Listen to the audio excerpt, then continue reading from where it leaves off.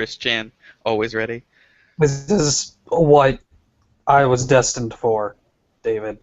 Just a witness to the bottom depths of man. Hello, everyone. Welcome to the first ever episode of It Came from the Internet. I'm David, your host, and I'm joined here by our storyteller for this segment, or I guess saga. It's pretty long. Dylan, Shirley. Say hi, Dylan. I don't know if I want people to know my actual name when I'm talking about this stuff. Well, it's too late for that because you're the one who brought this up to me, the Oh person who God! had no fucking idea what you were talking about. Everyone has to know, though. Yeah. So yes, this is our new podcast where we will be informing you about the stories behind some of the most infamous shit on the internet. And yeah, we're starting with Chris Chan, and Dylan has spent about the past week not necessarily transcribing, but basically paraphrasing all of the issues of Sonichu to me over Google Hangout messages. Yeah, so that's the level of prep we expect coming into this. Is I've at least read Sonichu, which you can read. It's completely free. You can just sort of type in Sonichu archive, and you'll find all the issues. They're pretty short. I've actually been doing this with someone else as well, where I just we just uh, through Google Hangout, which is actually share my page and then read it that way, and we blazed through them pretty quickly. So if you want to read those, it might take you like half an hour if you're really going to it. So we'll make references to it, but honestly, Sonichu is a very small part of the craziness that is Chris Chan.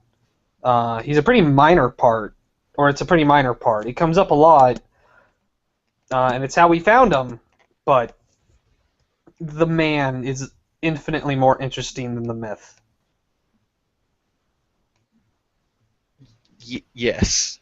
Yes, and Sonichu, which we will put our research and stuff in the show notes for this, started as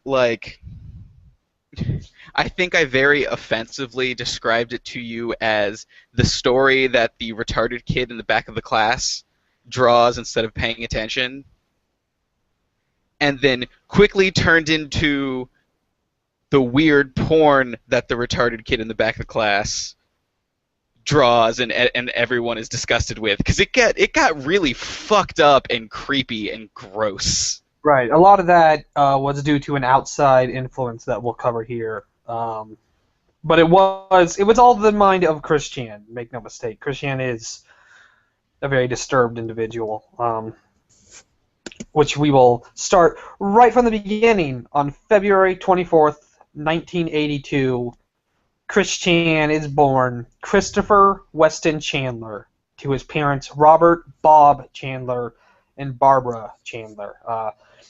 It's important to note Chris Chan is not known to most as Christopher. He's known to most as Christian, and we will get to that soon as well, why he is Christian now and not Christopher. Some small facts about Chris Chan. He claims that his first word that he ever spoke was the word monkey, and he says he spoke it at 6 weeks, which is physically impossible. So we're starting off right at the bottom, right from the start.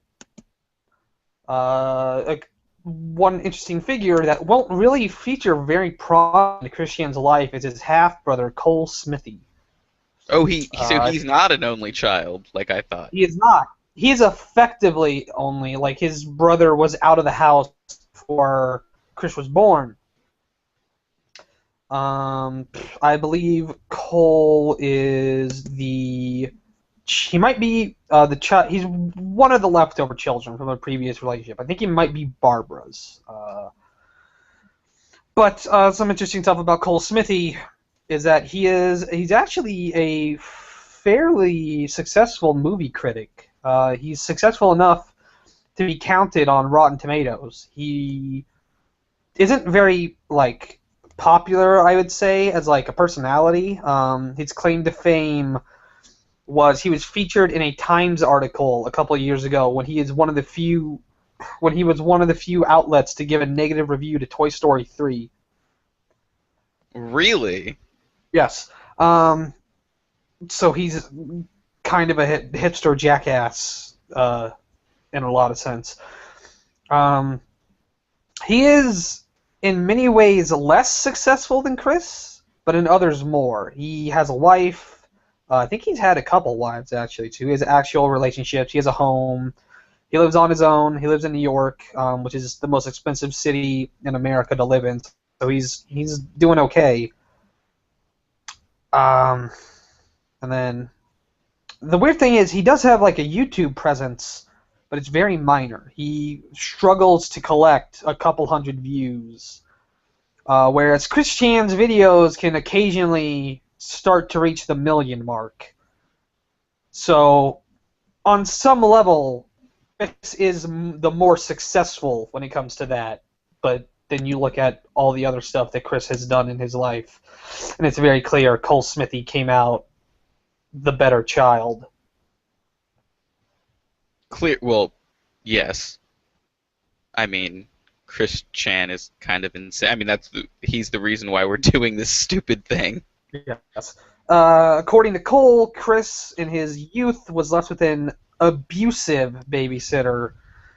This is notably the only real instance of abuse for Chris. You would figure someone so deeply bigoted and sexually repressed would have suffered a lot more, but he really wasn't. And I don't even know if I would call this abuse. Apparently the babysitter would just sort of lock him in the toy room, which, having like babysat autistic children,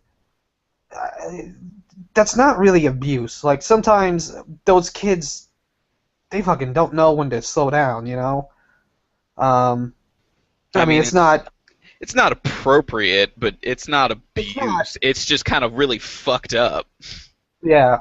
And, like, she put him in the toy room. So he was, like, 2 or 3 at this time. So she probably didn't even lock it. I would assume she just sort of put him in there and left him to his devices. Chris Chan claims that the event was so traumatic, it's what sparked his autism. Because clearly that's how autism works. It's sparked by something, not a genetic disorder that happens when you're born. Right. For anyone listening who's not quite sure what autism is basically a learning disability. The way that I've described it to people is you're kind of wired wrong. So it takes a little more work to get stuff to function properly, but it's completely doable. Depending on where you are on the spectrum. Right. Autism is a spectrum disorder. It's incredibly long. But there are people who come out incredibly smart. They're very successful. Bill Gates is autistic. Dan Aykroyd is autistic. I'm autistic, actually. So some people, they see that Chris Chan is autistic. They sort of quantify it with, like, retardation. They think it's real fucked up to be, like, making fun of someone who has that disorder. We've seen Chris Chan's diagnosis. He's literally shown people, like, his exact diagnosis papers. He has no excuse.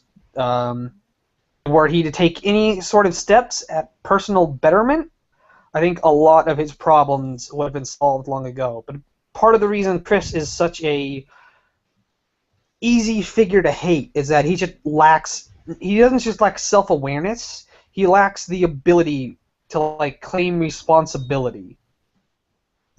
Which we'll see as we continue onward. So, one thing that did come out of this supposed abuse is that Chris became a mute. He didn't speak until he was like 6 or 7. Oh, shit. And he had to go to James Madison University for speech therapy, where he was diagnosed with autism. So he got his autism diagnosis very early on. I know a lot of people who didn't get it until, like, their mid to late teens, and then they are able to, like, basically overcome it within a year or two. So this early on, Christian should have had a lot of help to overcome these problems. So they're not autism focused. To quell that one more time. And I mean, you've admitted that you're autistic. My Alright. partner works with autistic children every day, and I hear the stories she tells and stuff. And I'm not saying like autism is not a bad thing. I want to make that clear because we're gonna kind of hate on this guy, and it's not because he's autistic. It's because he's fucking weird and creepy and I has these mean, warped worldviews that really have nothing to do with his condition. More just he's kind of fucking crazy. right. I will say from personal experience, I've seen quite a few people who they sort of base their entire existence around their diagnosis. Chris is one of those people. He sort of uses it as a crutch for why he doesn't need to improve, for why he is not ever wrong. Autism, at least on the higher end, or I guess the lower end of the spectrum, depending on your point of view, it's something that it's like a hassle, but you can overcome it. In a lot of chances, you can use it to your advantage. Like there are times where you get things easier and you're able to do them at a higher level than people without it do. So it's yeah, like we'll talk about it quite a few times because it comes up quite a bit in Chris's self-defense. During this time, Chris makes one friend. He makes friends with Joshua Martinez. Joshua will actually become later on. He will be the first to trick Chris with his supposed identity. Oh God, really? I mean, that's a real shitty way of saying he's going to pretend to be a girl and scam Chris out of money. So he doesn't make a friend. He finds someone that wants to use him. Well, he doesn't want to use him from the start. I'm talking like in their mid-20s, this dude starts fucking with Chris. He starts fucking with Chris really before people on the internet do, or around the time, as we'll see as we continue. Supposedly, Chris says that when he was diagnosed, his doctor said he would never talk, he'd never take care of himself, he'd really never be a functioning individual in society, and then Chris would go on to prove that doctor 100% correct. Fuck. Some point later, Chris is childhood friend Sarah Nicole Hammer locked him in a crawl space, and she convinced him to go into the crawl space because she said that Casper the Friendly Ghost was inside. What? He tricked Chris into crawling into a crawl space. I heard that. Like I'm just disbelieving it. Right. I mean, this is like 9 or 10. Okay. So, And so let me he's guess, not he an held that adult. against her for the rest of his life. He didn't actually. Sarah Nicole Hammer is one of the few people that you could call a genuine friend of Chris. They don't really hang out, but she did become a figure in Sonichu. She is Sarah Rammer or whatever. She plays a prominent role early on, and then That's kind the of one that he like gives up to be married and lets her live her life. right. That's the one that Wesley Sonichu is always trying to be with. Wesley is based on a real person. It was Sarah's actual real-life boyfriend for a while. And then she really did go on to marry a dude named William. And apparently Chris was not invited to the wedding. I wonder why. But that's later on. Yeah. Although she doesn't really back up, so whatever. Alright, so this is where stuff gets real weird. 1989. Chris is at the mall. Guess who's at the mall? If you haven't read Sonichu yet, I would encourage you not to. But basically, once an issue out of the 10 issues, Dylan would recant to me, so Chris is at the mall because where the fuck else would he be? Right. He shows up at the mall constantly. It's not the same mall either. It's always a different one. That's the part that I kind of glossed over. Because he gets, like, ejected from the mall every other month. Because he just loiters. Like, I mean... Yeah, we'll cover the places that Chris is banned from very soon. Yeah, I don't really know a whole lot about his real life, so this is a learning experience for me, too. That's the premise of our show, basically, is we're going to teach each other stuff. So, 1989, Chris meets the bear conductor. I'm sorry, the bear conductor. The bear conductor. The Like, are we talking BEAR or BARE? BEAR. The bear conductor, um, Gold Bearstein, I think, is his name. He is part of an animatronic group that goes around different malls in the Northeast during Christmas time, and it's like a little orchestra of like animatronic animals, and they play Okay, like Christmas. that is a more acceptable through line for that conversation than what I was thinking. Continue, The please. Earth Sign conductor he is referred to several times. Chris keeps talking about him because something weird happens. So the bear animatronic is controlled by a dude, and it has like a voice synthesizer. So the dude can like speak, and then it's like the bear's speaking, and he'll talk to the kids in the mall and stuff like that. It's real cute. Apparently, Chris got a lot of time with the bear because there was no one else in the mall that day. But the bear couldn't say the name Christopher. He could only say Christian. So Christopher, because this was such a landmark event in his life, legally changes his name to Christian Weston Chandler as the bear dictates. What, but his name was Christopher Weston Chandler. He was Christopher. He was renamed Christian because of the bear. And how old is Chris Chan at this point? We're in 1989. It's 1989. He was born 7, in right? 1982. Yeah, so he's 7. Now, when did he legally change his name? Because we're I think talking about a 7-year-old child who was apparently loitering in the mall with animatronic bears. I think he changed it that year. What kind of fucking shitty ass parental figure lets your 7-year-old child change their name to Christian from Christopher? The way Because a bear told them to. the way Christian explains it, his dad always wanted to name him Christian, but then he pussied out. That's not me coloring his words either. That's literally what he said. I see. So he will talk about it because later on there's a figure who claims to be the real Christopher Weston Chandler or the real Chris Chan, and Chris will keep saying that he is named Christopher. He's named Christian Weston Chandler as dictated by God, Jesus, and the bear conductor. And he keeps referring to the bear conductor, and he never explains what it is. So it was up to like people to dig in and ask him, who the fuck is the bear conductor? Because no one else knows. Because it's a regional thing. It only happens in the American Northeast, and even then, it's not like it happens in every mall. No, like that's really fucking weird. Like it's not really shocking that in the late '80s and early '90s there was a traveling animatronic bear band that went to malls to entertain people. That sounds like reasonable, but I'd never fucking heard of it. So Yeah, if you said the bear conductor, I would give you the same incredulous look I gave you when you said the bear conductor, and I asked you to fucking elaborate. In 1990, Chris was pulled from school following an unknown incident, and then he was homeschooled for a couple years while the legal issues were ironed out. The way Chris says it, he was physically restrained by faculty and forced to sit on the principal's lap. This event is believed by many to be the genesis of Chris Chan's really intense homophobia. Is it confirmed? Was there any research done to see if there's records of this anywhere?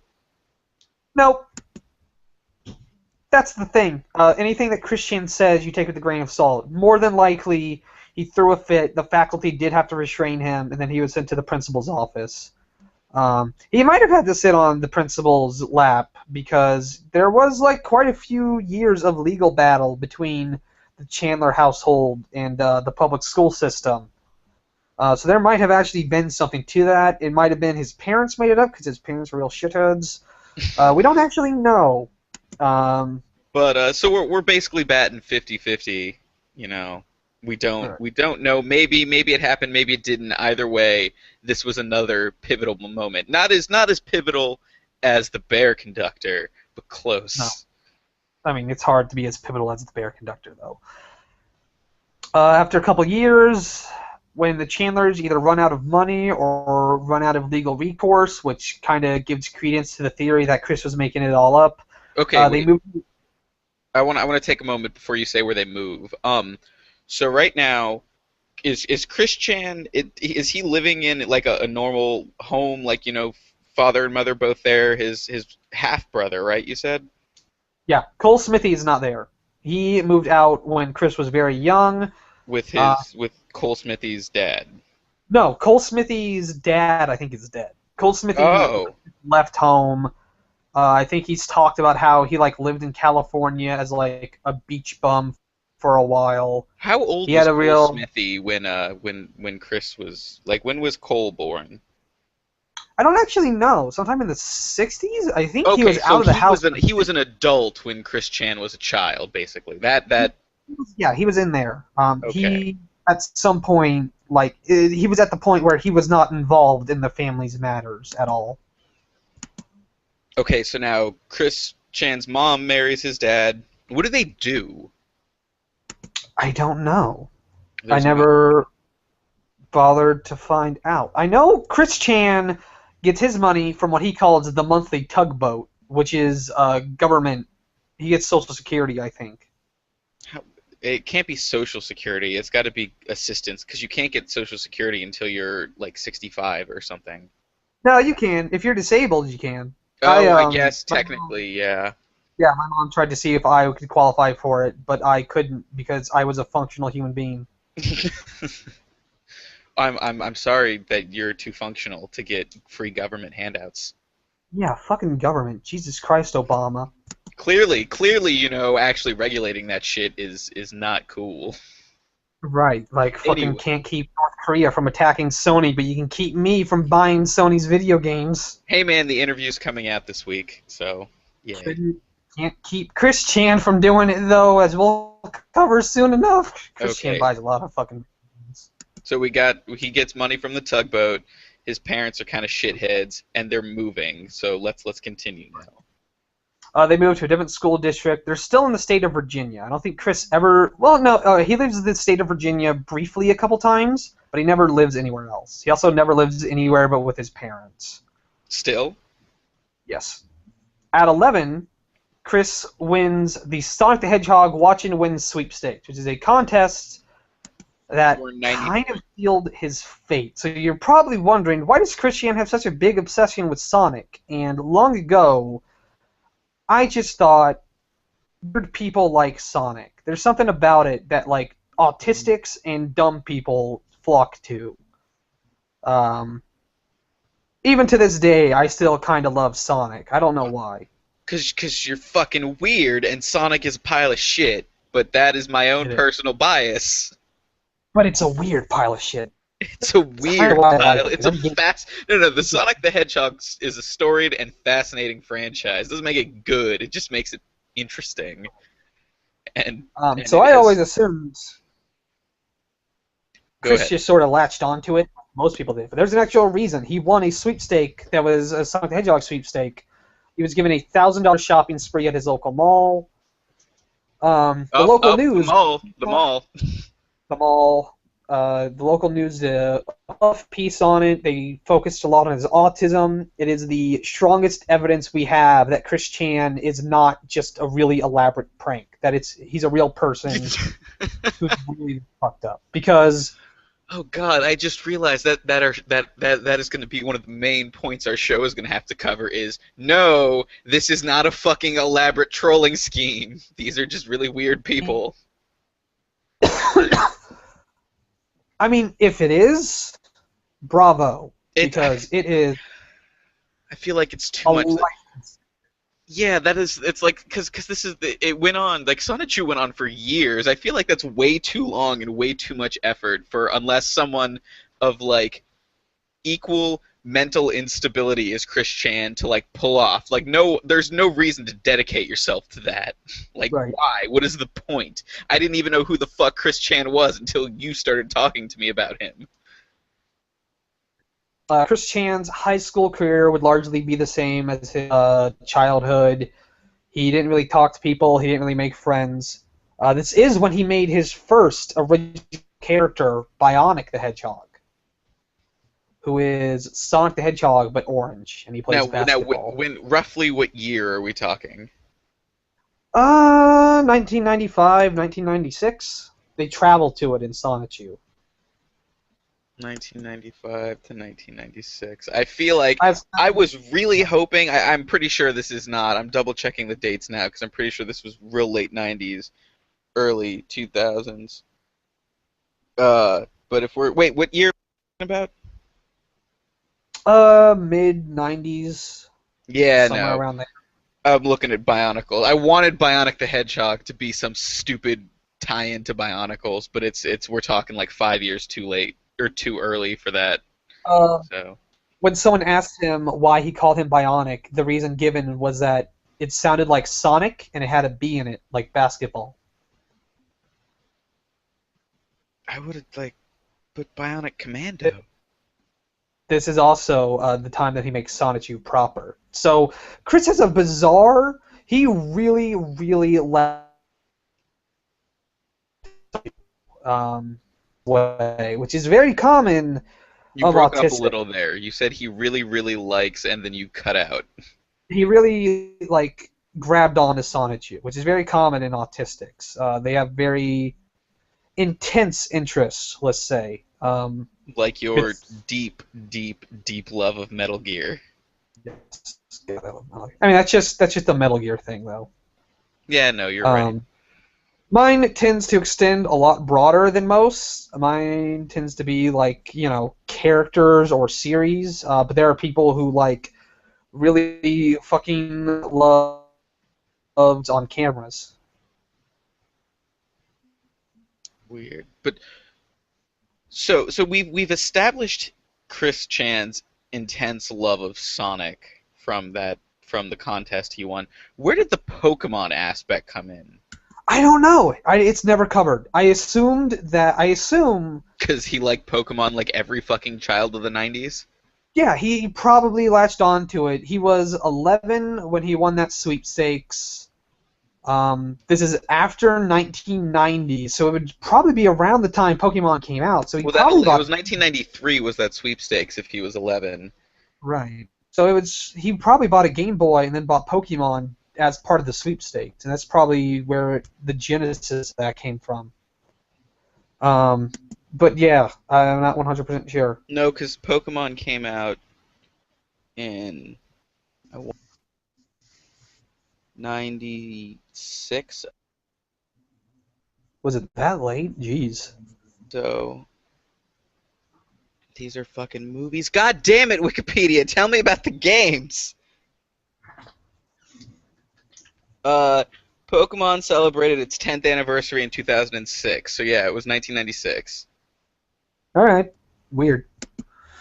So shortly after he created Bionic the Hedgehog, Pokemon came out. Which would make Right. sense why he would move on from Bionic to Sonichu. Right. It would. During Chris's high school graduation, he ran out crying because he did not win an award for his art. I wonder fucking why. His defense was that he believed that while his art may not have been the best art, he deserved the award because he had more struggles coming to his art than his peers did.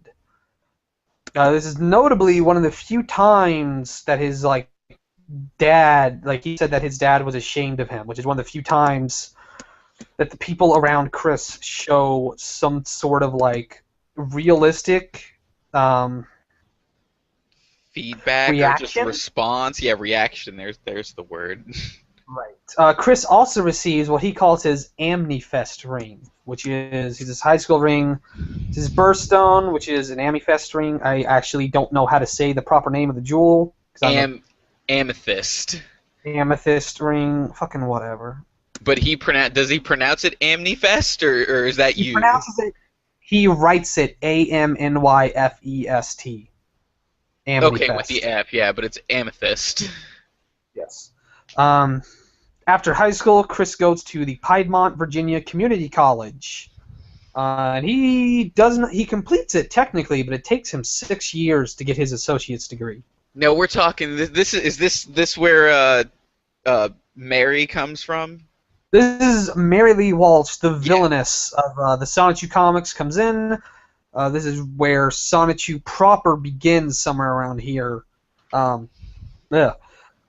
Chris would use the school's resources to hand out newsletters and flyers about his comic, and he would hand it out. This is also where he began his love quest, he calls it. Oh my god. He would hand out flyers, or he would pin up flyers that he was looking for a boyfriend, free girl, and all that crap. Can we just briefly state how Chris's obsession with his love quest is like everything that's fucking wrong with like dudes from the internet? Like the men's rights movement and that stuff. Yeah, like cause that's Chris Chan's basically like it's still his motto, right? Basically. Yes. Like he's looking for a boyfriend-free girl that he can love and cherish and stuff, and that's just like it just goes back to the whole like don't. I mean that was one of the things I learned when I was growing up. It's like don't fucking look for a girlfriend, you goddamn moron. Just like live your goddamn life, and shit just happens. Right. Like.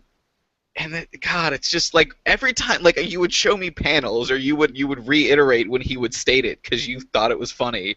And to be fair, it kind of is in a fucked up way, but it's just like so creepy.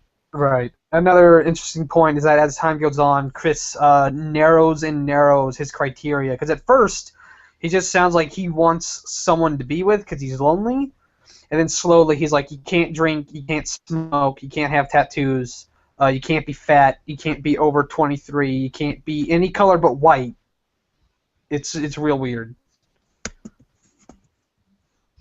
So that's a big part of his problems with Mary Lee Walsh. Is that she is the real life Mary Lee Walsh is actually like part of Virginia's anti-sex crime thing. I don't fucking know. She's like a big advocate for like relationship stuff. So obviously having this behemoth walking around and yelling about boyfriend-free girls in the middle of like basically her turf wouldn't sit well with her. Eventually, Chris is. She's like an advocate for like date rape is awful, like Yes, abuse is terrible, like you know, like a normal fucking person who shouldn't have to yell about those things, but our society's so fucked up that they do. Yes. So much so that in 2004, she expels Chris from PVCC. Eventually, his expulsion is lifted, and he returns in 2006, where he gets his associate's degree in computer-aided drafting design. Now, whatever. did his 6 years to get his AA degree, which by all means should barely take you 2. Does that account the 3 years he was 2 to 3 years he was expelled, or no? It does. He was only expelled for 1 year though. Oh, I thought you said 2003 to 2006. My bad. No, 2004 to 2006. So then we get to 2005. This is the first year that we really have like a concrete understanding of the events that happened to Chris. So 2005. In early January, Chris finishes and uploads Sonichu number 0, the very first issue of Sonichu.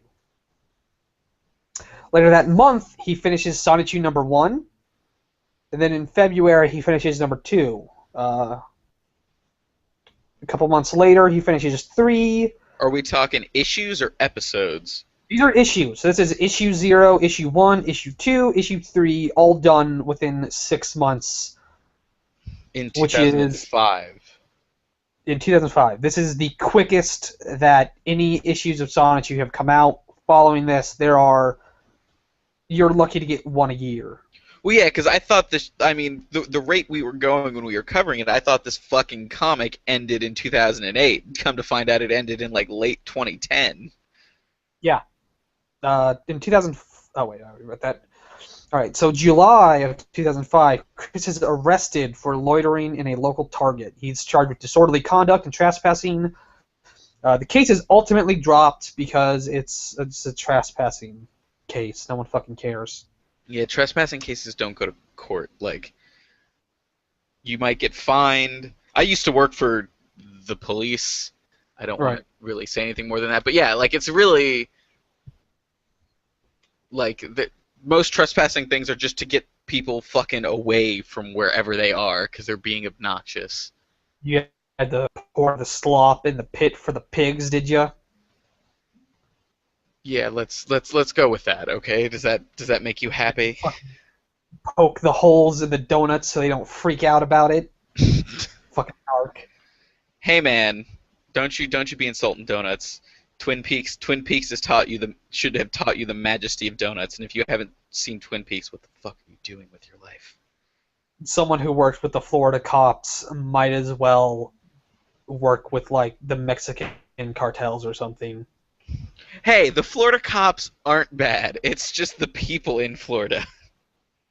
Anyway, back Oh to right, Chris Chan. I forgot that they replaced all the cops with robotic cops in Florida, which is why the people rule doesn't apply to them.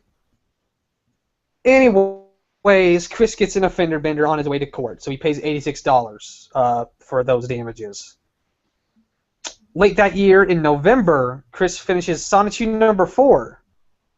So this is 5 issues, actually, with 0. So that's 5 issues in a single year. He will never be this productive again. And then at the end of the year, while attending a Yu-Gi-Oh! Tournament, Chris meets Megan Shrouder. Megan Shrouder begins the long saga of the Chris Chan event, the Megan Saga, which will go from 2006 to mid-2008. Now, how far do you want to cover in this episode? I feel we should, because we haven't really touched a whole lot. I feel like we should keep going at least until contact is made. Oh, okay. I don't even know what that means. But first, I do want to say before we go any further in the saga of Chris Chan's life, we should start relating it back to Sonichu. So at this point, we're 5 issues deep, right? Right. 5 or 6. 5.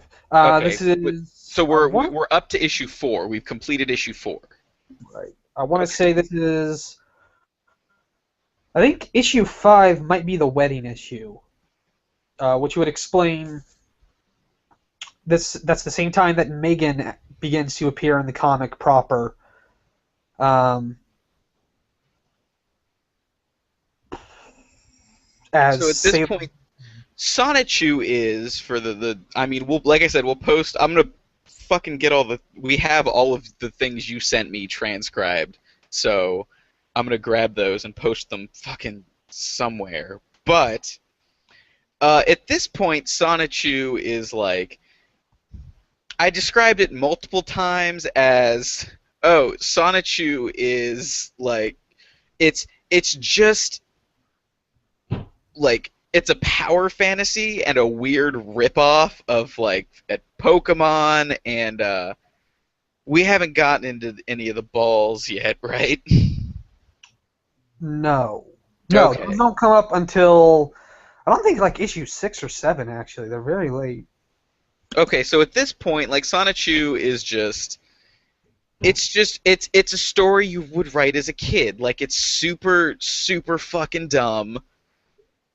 And just all about though almost fucking immediately does Sonichu go and like Chris Chan enters the comic and almost immediately in issue 1 replaces Sonichu as the hero.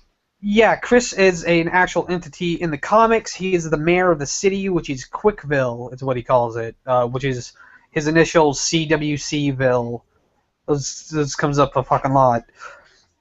It's in issue 2 that he himself is the protagonist, and then from that point forward, up through like issue 6 or 7, I think, he is basically the main player in those stories. So there are many times where if you cut Sonichu out of the story, you would not cut anything out of the story. Yeah, like I mean, even past that, Sonic was pretty useless for a while. Right. Like he just kind of shows up randomly and does some shit. Yeah. So 2006 is a pretty uneventful year, I would say. Most events that happen in it happen with Megan. So in the start, notably, Chris begins to buy an awful lot of pornography. How do we know this? Is he? We know this because we have like his fucking bills, and he makes videos in his rooms where you can see it all. Oh God. And don't worry, we'll cover exactly what he bought too. Oh God. In Ah. April, Megan finds out that Chris bought her a Nintendo DS. I could not find out what happens to it though. I don't know if he ever gave it to her, or if she rejected it, or if he lost it, or what.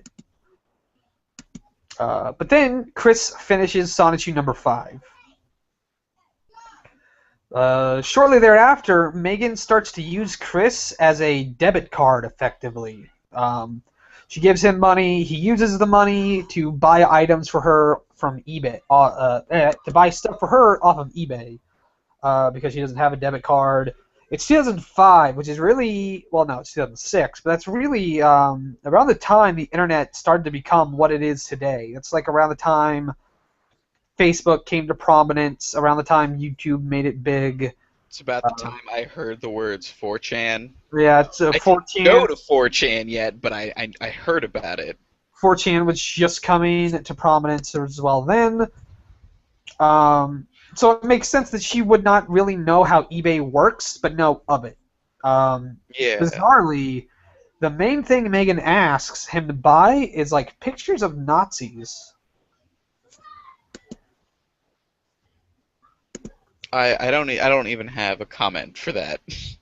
Later on, Megan admitted that she found like certain Nazi, like she just found Nazis attractive. But you know, Nazis are spiffy-looking motherfuckers, David. Like Hitler had a whole wing of fashion designers on tap 24/7. You mean Neil Patrick Harris in Starship Troopers? Yes.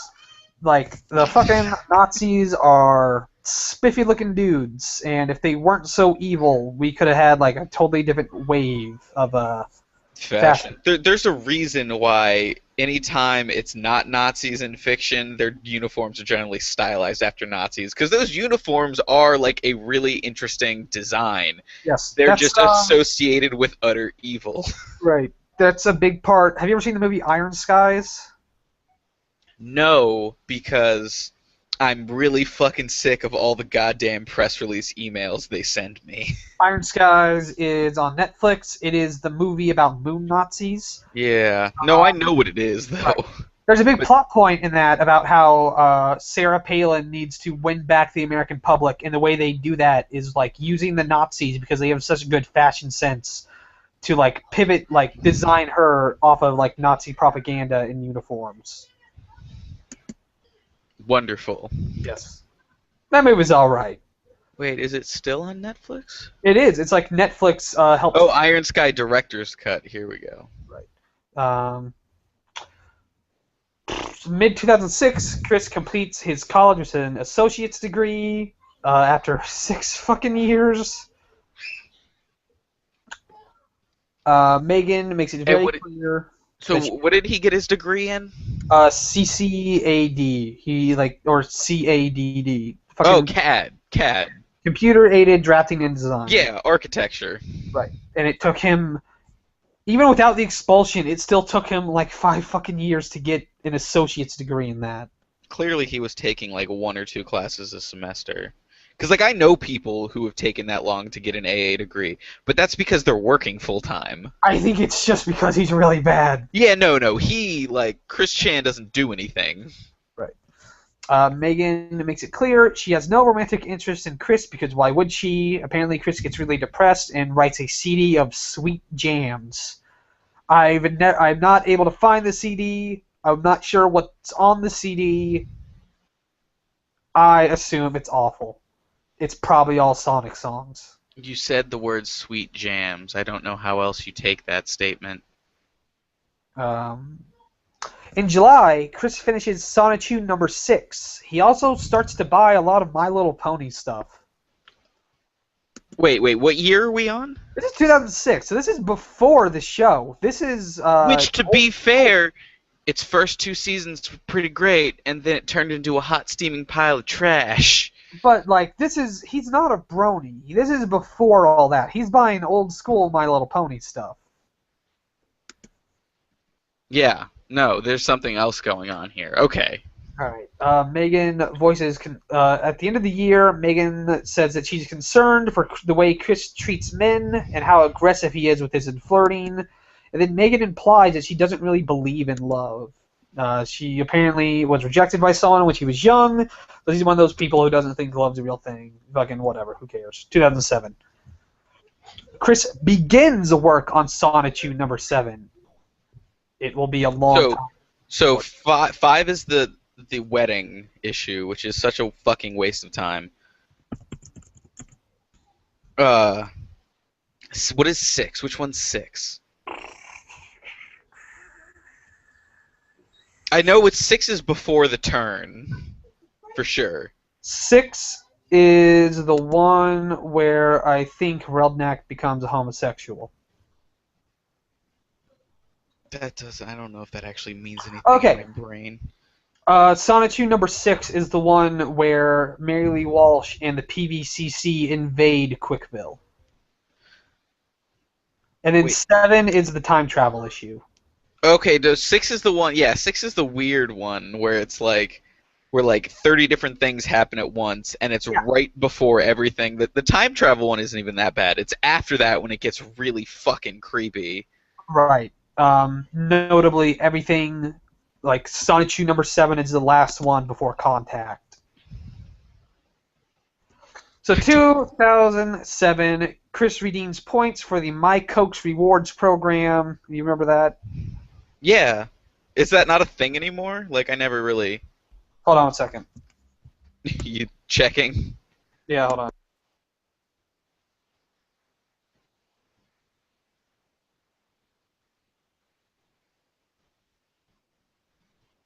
Dead air, man. Fucking Sonichu. So I'm gonna babble here until Dylan gets back. But if anything, what I've learned about Sonichu is that no matter how fucked up your story is, it can get way more so.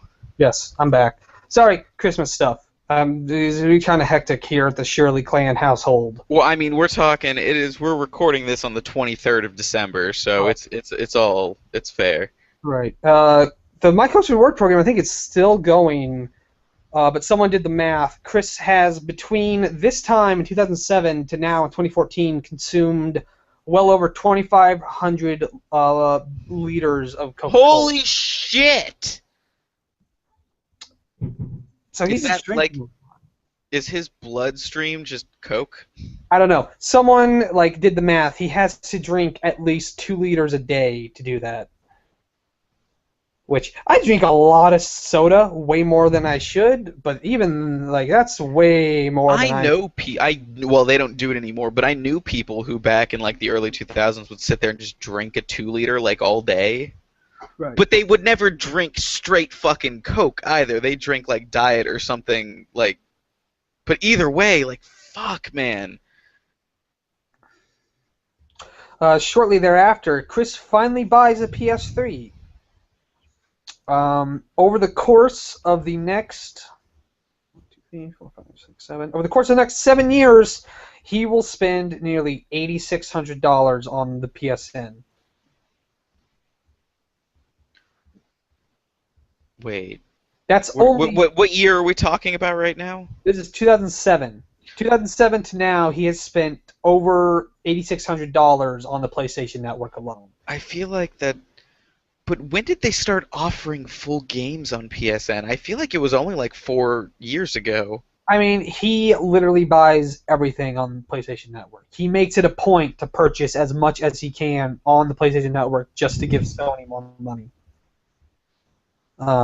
This is only download stuff. He buys games.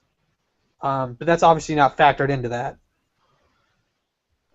I I knew that this was gonna go into some weird fucking places, Dylan, but I didn't. What? What? I think Chris Chan is partially responsible for like the way people view PlayStation fanboys because he is so fervent and so like aggressive with it. That it's kind of like this one person has tainted like the human think sphere when it comes to these type of people. I see. Thereafter, Chris makes his YouTube channel. He uploads a video of him beating up Mary Lee Walsh in Soul Calibur 3, as you do. Clearly. Megan leaves the state of Virginia to move to Kentucky. This does not spare her from Chris's advances. He, if anything, seems to become more aggressive.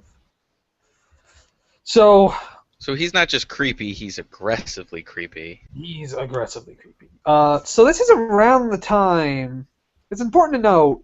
It's not like Chris was just like this dude that was found by people on the internet. Chris held a presence long before this. He was very prominent on the PlayStation forums. And this next event kind of underlines that. So Chris enters the Chop Chop Master Onions Rap Showdown, which is a contest that was held on the PlayStation forums late 2007. I don't remember the exact rules. I think you just had to like sing a song from Parappa the Rappa. You couldn't use music though. It was only you. You could not use music or anything. You just had to sort of sing it. It was weird.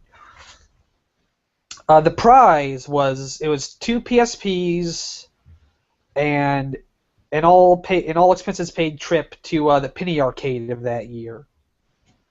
So Chris intended he was going to win the event. He was going to give a PSP to Megan and then take her to Seattle for the Penny Arcade, and that's how he was going to win her over. So we're already getting into weird, unreasonable, mostly movie inspired nerd love fantasies about, some grand gesture to win over the woman you love. Right. Between the start of the contest and the end, Chris and Megan have a series of incidents over Chris's inappropriate behavior. Which I could go into detail, but Yes, please. I actually Wait. can't. I didn't write any more down. Well, If fuck. there was something like that, trust me, we're gonna get all the details by the time we're done with this series. Chris also buys an Officer Nasty and a lamey Asian sex doll. Wait. Okay, say that again because I have to Google this. But first, I have to put on not only. I gotta go incognito because I don't want this. He buys an Officer Nasty Sex Doll. And what was the other one? It was a lamey Asian sex doll, but lamey is Laimi, which I thought it was just like, I didn't recognize the pun at first. I just got that.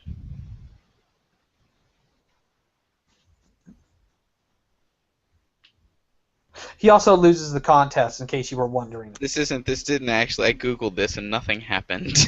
Yeah, well. I guess this was 2008, so whatever. A man called... But Chris Chan bought sex dolls. Like, Well, these aren't the last that he buys. oh God! But he lives with his parents. He does. How does this work? Don't think about it. A man named Adam Stackhouse wins the Chop Chop Master Onions Rap Showdown instead of Chris. Because I anyone in mostly their right mind glossed would over it. probably know that Chris is not fit for anything. Right. He didn't make it to the finals, Chris. He made it to the last round. That's probably because I think like 5 people entered. Oh. But, I mostly gloss over it because it just wasn't very interesting. But over the next year, Chris kind of goes on a tirade against the PlayStation forum owners over him not winning. So he's a sore ass fucking loser. Yes, and then we get to October 26th, 2007. Contact. And we'll end it shortly after. Should we just introduce this and then end it? Sure. Chris is photographed at a local game store playing Pokemon. He has a Sonichu medallion and all. He has a real Sonichu medallion. If you haven't seen a picture of Chris Chan before, he wears it constantly. It's real weird. A former classmate of his, someone who also went to PVCC, mentions how weird he was in a something awful thread about webcomics. Shortly thereafter, a second thread has to be made because the first thread is so incredibly derailed by the oddity that is Chris Chan. So wait, what was the thread about? Webcomics, you said, right? Yeah, it was about webcomics. So this. Okay. October 31st, Chris Chan says the Encyclopedia Dramatica makes a page of him. The actual evidence says it does not happen for quite a bit. November 2nd, 6 days after contact, Chris discovers the... This is 2007. 2007. Right. November 2nd, Chris discovers the supposed Encyclopedia Dramatica page. November 3rd, the actual creation of the page, as we can tell, by one Jason Kendrick Howell. Jason Kendrick Howell. That's a bad guy in Sonichu. I would not say the main antagonist, but he is the leader of the 4-cent garbage. Oh yeah, he's the leader of 4chan in the Sonichu universe. He gets face raped in like episode 7. Yeah, because episode 7's when it gets really fucking weird. Right. The same day, the video game board on 4chan has a fan art thread of Sonichu, a figure known as Evan, who will become more prominent, and he is arguably the first of the trolls, collects some of the art and he emails them to Chris. One of the images is of Chris and Sonichu fucking. And then I have here Chris's entire response, and I think this will be a good place to end it. Okay, I want to hear this because this is, like I said, you were doing a really good job of like informing me about Chris Chan's like mental state and what was going on through like the first 0 to like issue 5, and then you just like went mum and radio silent on what was happening with Chris Chan because we knew we were doing this show. So yeah, let's do this. All right. Thank you for your fan art contributions. In constructive criticism, I like the one with me and the girlfriend auditions, as well as my glaring in the eyes of the blue guy. But I am feeling great detest towards the other two. Sonichu and I are not of that nature at all. If you would like to make it up to me, though, please draw a strip of Rosachu stripping for Sonichu and have him fuck her, and draw of Rosachu masturbating and squirting. I am Shriek, damn it. I will not be veered in any other disgustingly grotesque direction. Again, most nasty fan arts are not appreciated at all. Please feel free to share that quote with the rest of the fans. Sincerely, Christian Weston Chandler. Alrighty then, so we will leave you with the Saga of Chris Chan, Part 1. One last thing. The sign of him with the girlfriend auditions clearly says no darkies on it, and he does not object to that. Oh my god, really? Yeah, like that was the joke, was the dude seriously wrote no darkies on the sign. I was just explaining to my partner the other day about the South Park movie and how that a plot point of that movie is Operation Get Behind the Darkies. Right. Because it's South Park and you expect it from them. But to like, you're talking about the flyer he posted at his college, right? No, I mean like the fan art that he's talking about, because he is like, he appreciates this art of him having girlfriend auditions, but the person is like making fun of him, and they put no darkies on his sign. Oh, God, that's even worse. He does rip off South Park a lot, so it wouldn't surprise me if he did mention darkies at some point. Well, now I know he rips off Family Guy way past the point where Family Guy was like terrible and awful and like the worst thing ever. So yes, we'll get there, I guess. I guess the saga is way more detailed and like truncated into like 5 years than I thought it was. Right. We have like 3 more things before the start of 2008. Do you just want to bite the bullet and do those? No. You don't? No. We're over an hour. We've had a lot to digest. I feel like this is a good stopping place with the Darkies comment. Yes. So yes, please come back to It Came from the Internet to hear the continuing saga of Chris Chan and many more stories later down the road. Bye everyone. Thank you, Dylan. Don't thank me for this. Okay. Bye.